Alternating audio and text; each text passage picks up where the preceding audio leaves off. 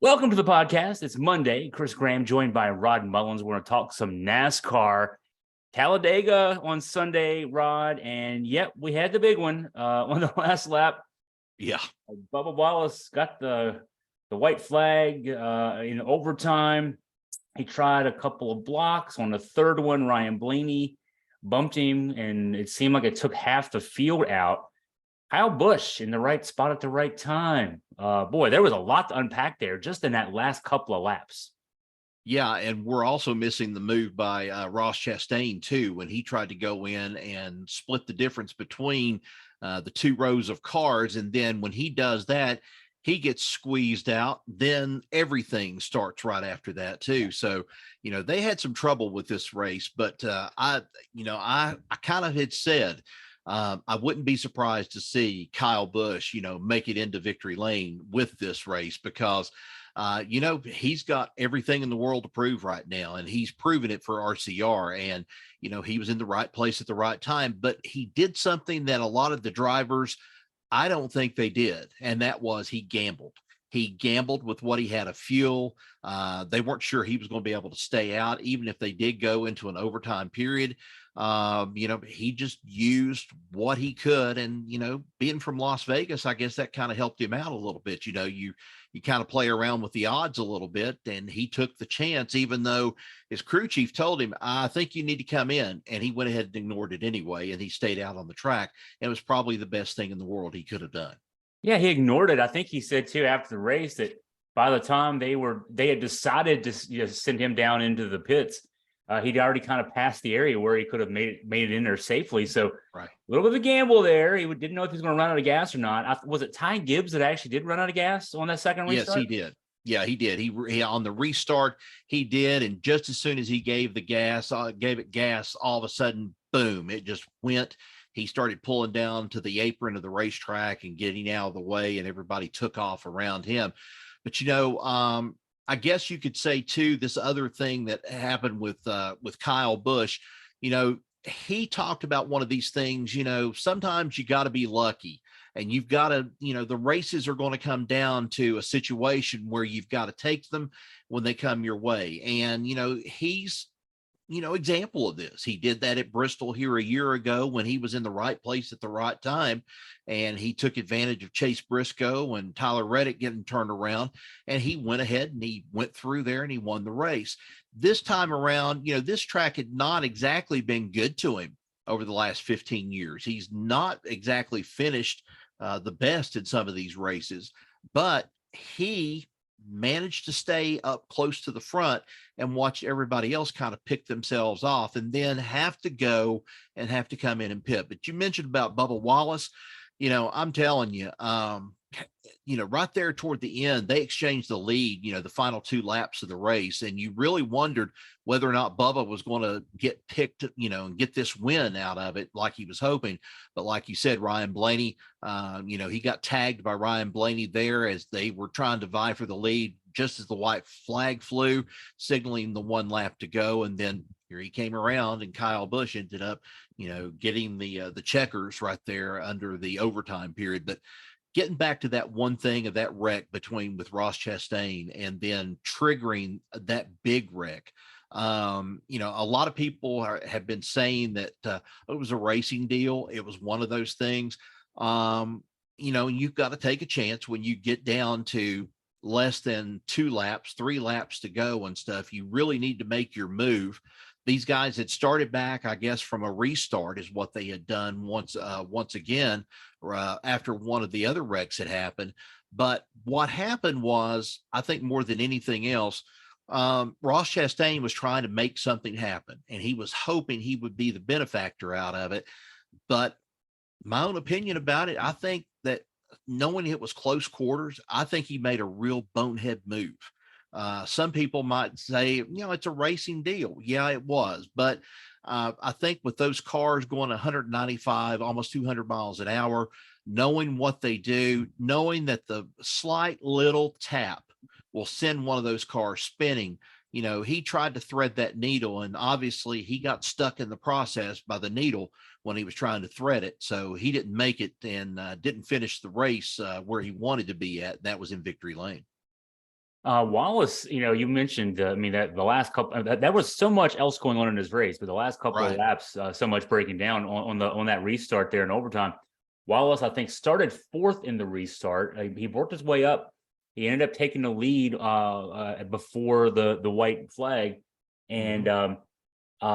but he took that high line, and Yeah. it was clear he didn't have quite enough to stay in front of Blaney, and they're good friends, and so it's one of those things where, I mean, there was nothing, and certainly after the race, Wallace said it wasn't Blaney's fault, it was his fault Right. after the race, but he took that high line, tried to block once, tried to block twice, and man, it's when you're on at those speeds on a super speedway, trying to block a guy a third time on the high line like that was just a recipe for disaster. Well, and then also too, and I didn't mention this, Kyle Larson was involved in that big wreck, and that's the one of where Kyle Larson goes down to the bottom of the racetrack, comes back up in front of Ryan Preece. And I don't know whether you've seen the replay or not on Ryan Preece and the impact that he took once that Kyle Larson hit him. Oh my gosh, I couldn't believe that was one of those. That was one of those hits that would leave my brain jarring inside of my skull, because it was a rough hit. And Kyle Larson was involved in on that because they were, checking up on each other. It seemed like they were trying to draft and they were trying to close that gap up once they could, and then have that airflow go over top of them to where they could cut a little bit better through the air. But, once you go and you disrupt that flow, and that's what happened with Chastain. He got in the middle of that. You had two clear lanes right there. And then he breaks it, goes into the third, and creates the one in the middle. And obviously, to me, it's like a vacuum. It's just going to all of a sudden go together, and it pushed him, into at least one or two of the cars, and spun them out, and everything else happened with it. So, yeah, it was a lot of things to process, especially in the final laps of this race. It was coming down to gas mileage. It was coming down to who was going to survive the big one. We found out who was going to survive the big one. And obviously, he did. Kyle Busch did, but he also rolled the dice and he gambled with the gas. And I think that was probably the biggest move anybody could have made of the race. I thought Ricky Bobby was going to have to get out of his car and run across the finish line the way this one ended. The first big wreck didn't start until 48 laps to go. The Right. next one wasn't until 5 laps to go. Another big bump. I can't. It was a Logano that went into the wall. There was a T-bone kind of effect there with a couple of the guys who got hit. But that one was the one that set up how everything happened at the end. With 5 laps to go, you knew you'd get a restart. And with a restart, you got everybody bunched there together again. And Kyle Busch had to finish this one actually because he did because we did have the leader get to the line with the white flag. That meant that whoever was ahead at that point would win. But Busch, who was running low on gas, still had his crew was telling him to make that one more lap around and finish it just to make it official. And I guess there was questions whether or not he had enough gas in his car to make it back. He ran out of gas when he tried to do his burnouts. Yeah, and the other thing is too, there was a lot of aggressive driving going on, not only on the track, but trying to get onto pit road. And I don't know if you saw the big thing or not. Tyler Reddick spun as he was coming down through to pit road. And, you've got to drop from, 150, 160, 70 miles an hour coming down through there. And then you've got enough spot to where you have to start slowing down enough to get within, I think, the 55-mile-an-hour speed limit as you come down to pit road. And all of a sudden, his car just completely does a spin right there on pit road. Then besides that, Chase Briscoe had the second incident that happened with that.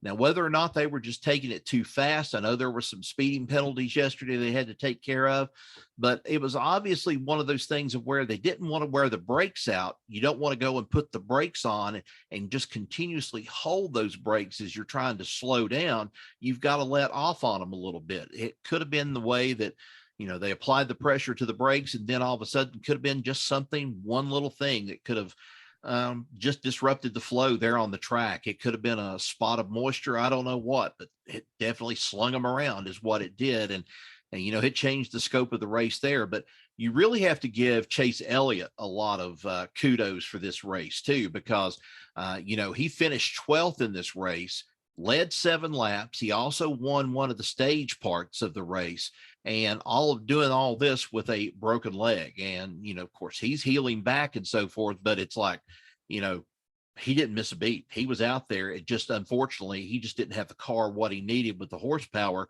toward the very end. And he was looking for somebody to help him out. And Bowman came up just a little bit too late to try to get him up toward the front. So it just didn't work out for him the way that he had hoped. I like the quotes from Richard Childress after the race. Of course, Busch getting the win for Richard Childress Racing. It was Childress team's 13th win at Talladega, and he was talking about how he won a race there in 1969, and he won about $2,000 and thought he'd never have to work again. It just shows how far NASCAR's come in terms of the what the drivers get compensated now. But yeah, big win for Busch for his new team, and for Childress, a little bit of a resurgence as well. Who else had some good days out there, Rod, that we haven't talked about?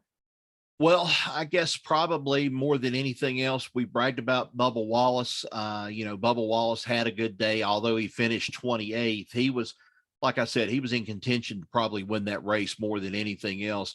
But, Christopher Bell, I think more than anything, kind of held on to his points lead right now over Ross Chastain, even though he didn't have the best of luck on Sunday afternoon. But, Chastain didn't hurt himself too bad in the standings, didn't take a tumble out of it because he has just maintained some momentum through it. But you've got to really give some, credit and kudos to Eric Almirola. Eric Almirola was running really well there toward the final part of the race before he losing out and stuff. He kind of gets knocked out of it at one point. Altogether, 17 lead changes among 9 drivers in stage 2. So that meant that stage 1 was kind of boring in one way. Stage 2 was the one when it got exciting. And then stage 3 got to be the most fun part, I guess, of anything of the race. And they definitely made it count at Talladega like they always do. So now looking ahead to this weekend, NASCAR heads up to Dover on Sunday at 2:00. What can we look forward to this weekend? The Monster Mile. It's essentially Bristol stretched out to a mile is what it is. So instead of a world's fastest half mile, you have what's considered to be probably the world's fastest mile on slanted concrete. That's about the best way I can describe it. So where we stand with this thing going into Dover for next week, I don't know. We're starting to get at least a repeat winner here with Kyle Busch. We've had that one. Joey Logano, if you really want to count the race that happened in the Coliseum, he's had ups, he's had downs, and this race was obviously one of his down races. He seems to run well there when he does get to Dover. One other set of drivers you've got to look out for is the Hendrick teams. The Hendrick teams are always strong there. They always were with Jimmy Johnson. They always were when Jeff Gordon was racing there. So you got to give some consideration there to that team. But I think more than anything else, the resurgence we're starting to see right now with, to me, Joe Gibbs Racing, I think is starting to really build up a little bit more. Will Martin Truex be able to pull off a win here, which could be his last season racing on the circuit? Who knows? We don't know at this point. But there's talk that he may retire this year. He'd like nothing more than to get a win. I think it's been 53 or 54 races since Truex won a race. And so they're kind of desperate to get one right there, especially at Dover. But, we'll see a lot of lead changes. We'll see some racing. They get up too high on the banking, they'll take a trip into the wall a little bit and they'll kiss the wall a little bit. They'll get a little bit of a reminder of what it's going to be like when they go to Darlington here in a couple of weeks. So it'll be a fun race to watch, definitely, from Dover. That's 2:00 on Sunday. Look for Augusta Free Press on Facebook for coverage and thoughts from Rod during the race. And then, of course, we'll get back next week and we'll break it all down. Well, Rod, as always, thank you for your time and your insight. Appreciate it, Chris. Thanks.